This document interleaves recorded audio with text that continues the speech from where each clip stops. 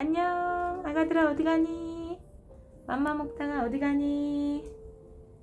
건아 맘마 먹어 와서 맘마.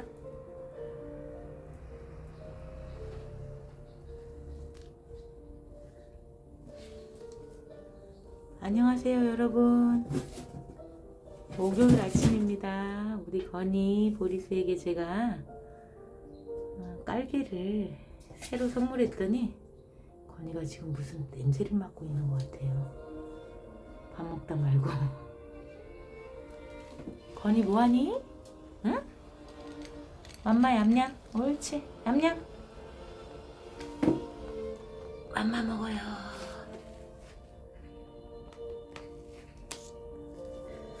어제보다 조금 싸늘한 기온이 체감되는데요. 우리 건이가 밥 먹다 말고 기웃거리고 있어요. 여기저기. 건아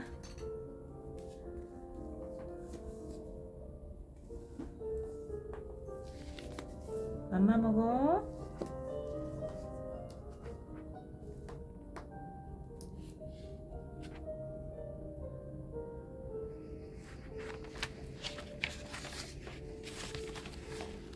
책 먹으려고 그래요. 책. 안돼 안돼. 아이고 아이고 아이고 엄마 아파.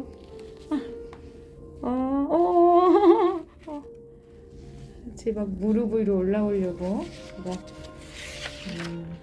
긴 바지를 안 입어서 건이도 제가 아픈 줄 알고 내려갔어요. 긴 바지 입으면 막 올라오거든요.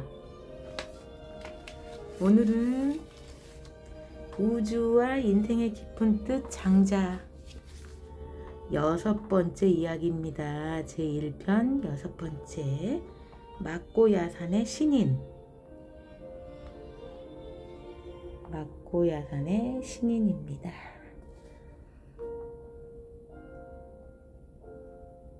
견호가 연숙에게 말했습니다. 저벼가 하는 말을 들었는데 터무니없이 큰 소리를 치면서 일사천리로 나아가기만 하고 돌아올 줄을 모릅디다. 그 하는 말이 실로 놀랍고 두렵더군요. 마치 은하수처럼 끝이 없더이다. 엉터리로 과장하고 겉돌아 사람들의 일상사와는 아무 상관도 없는 이야기들이었어. 연숙이 물었습니다. 그 사람이 무슨 말을 하였기에?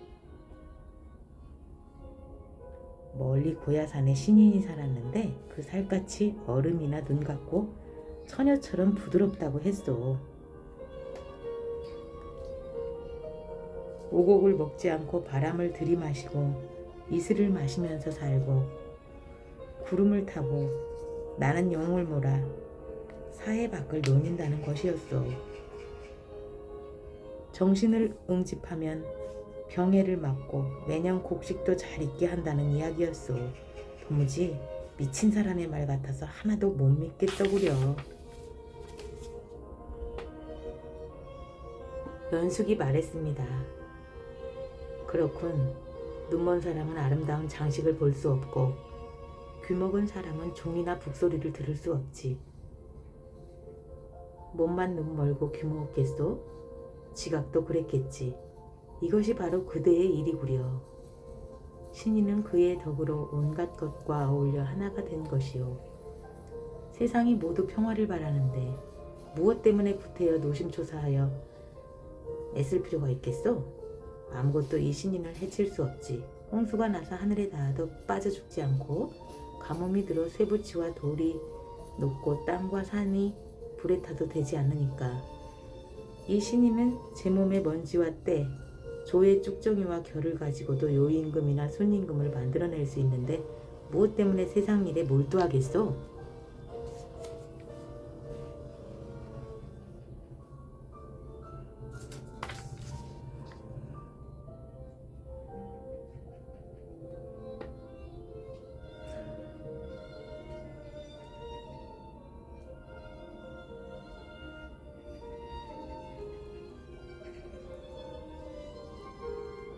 논어에도 저벼라는 미친 사람의 이름이 나온다.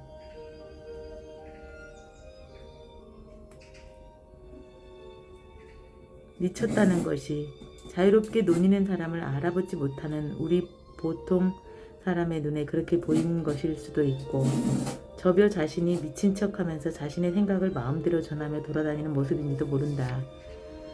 아무튼 장자는 여기서도 미친 사람의 입을 통해 자신의 생각을 전했다.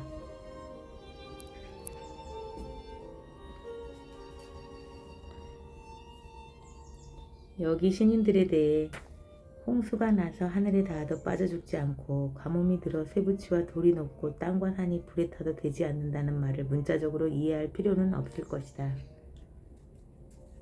위대한 사람이 보통 사람과 다름을 이야기하는 방식으로 옛날에는 이런 극적인 방법, 신화적인 표현 방법을 써서 말한 것이 보통이었다. 말하자면 이런 신화적 표현은 보통 말로 묘사할 수 없는 엄청난 진실을 전하려고 할 때 옛사람들이 예사로 쓰던 문법인 셈이다. 그러나 한 가지 분명한 사실은 여기 나오는 신인은 앞에 나온 열자처럼 구름에 의지해서 다니다가 보름 만에 돌아오는 것이 아니라 스스로 구름을 타고 용을 몰아 자유자재로 돌아다녔다는 것이다. 말하자면 유대에서 무대로 넘어간 완전 자유인이라는 것이다. 견호가 저벼에게서 들은 신인 이야기를 연숙에게 전하면서 도무지 믿을 수 없는 허황한 말이라고 하자 연숙은 견호에게 마음의 눈이 멀고 귀가 먹어 이런 말을 알아듣지 못하는 것이라고 타이른다. 초월적인 경지와 그런 경지에 도달한 사람을 알아볼 수 없는 우리 속인들의 인식 능력의 한계를 다시 한번 이야기한 것이다. 견호는 붕을 모르는 매미, 비둘기, 메추라기 같은 존재다. 물고기에게 땅에서 걷는 것에 대해 설명할 수 없고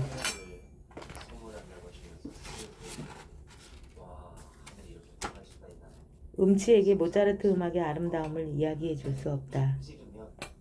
신인들의 능력과 일상의 행동거지, 도피자, 은둔자처럼 사는 모습이 보통 사람의 눈에는 모두 터무니없는 엉터리요, 시간 낭비로 보인다. 연숙은 이런 일을 마음을 열어 수용하라고 타이른 것이다. 귀 있는 자는 들어라. 눈 있는 자는 보아라. 이 초대에 응할 수 있는 사람이 얼마나 될까? 여기서 신인이 세상사에 몰두하지 않는다고 했는데 이것은 이기적으로 몸을 도사리는 것이 아니다. 신인은 온갖 것과 하나가 된 상태로 만물과 자연스럽게 어울려 물처럼 흐르듯 살기 때문이다. 구태여 나서서 뭘 한다고 설칠 필요가 없다. 완전한 무대의 상태에서 유유자적하게 살면서 세상을 이롭게 한다. 도덕경의 말처럼 함이 없는 함을 실천한다. 이런 사람이 한 일은 너무나 자연스러워서 사람들이 그 행동을 알지 못한다. 그 존재 정도만 알려진 사람. 그래서 모든 일이 잘 되면 이 모두가 저절로 된 것이라고 할 뿐이다. 신인은 그야말로 무공한 사람, 공로 운운하는 데서 풀려난 사람이다. 따라서 순, 요, 임금처럼 한 일이 사람들에게 알려져서 존경과 칭찬을 받는 사람들은 이런 신인에 비하면 그 몸에 낀 때만도 못하다는 것이다. 요순 시대는 동양에서 아주 평화로운 시대였는데 요순 임금을 갖다가 그 존경과 칭찬을 받는 것에 대한 신인에 비하면 몸에 낀 때만도 못하다는 것이다. 와, 그래요. 사실 우리가 먼지만도 못한 존재일 수도 있다고 동양 철학에서 특히 노장사상은 그런